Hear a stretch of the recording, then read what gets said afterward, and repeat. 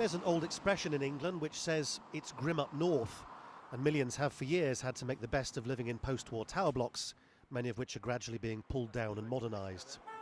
And it was here in Manchester that the United Nations came to visit to see what the effect was of the government's hugely controversial bedroom tax on people and their human rights. The UN's housing rapporteur toured these blocks, the lifts that often smell of urine. Hello, welcome. We found her with Dave, a former council worker who's unable to work through injury.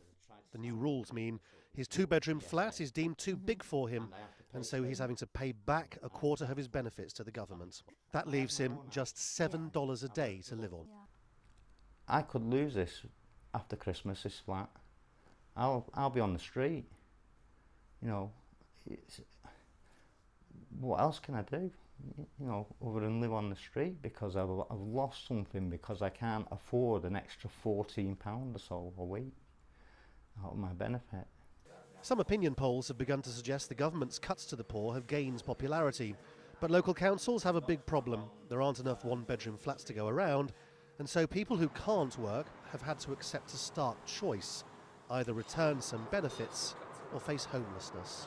Talking to all of those people and trying to support them, we put a lot of effort into money advice. Some of these people have complex financial situations with multiple debts and so on. So we spend a lot of time and effort. We've got expert staff that are helping them to cope with that and to try and make the money go as far as they can. So what does the United Nations think of this state of affairs in one of the world's most developed countries?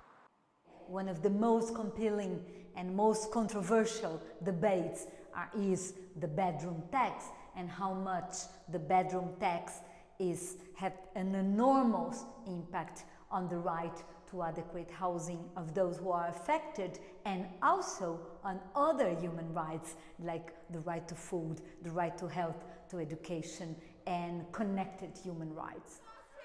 For all the protests around bedroom tax, the government has stuck to its plan and has criticised the United Nations initiative as being short on facts.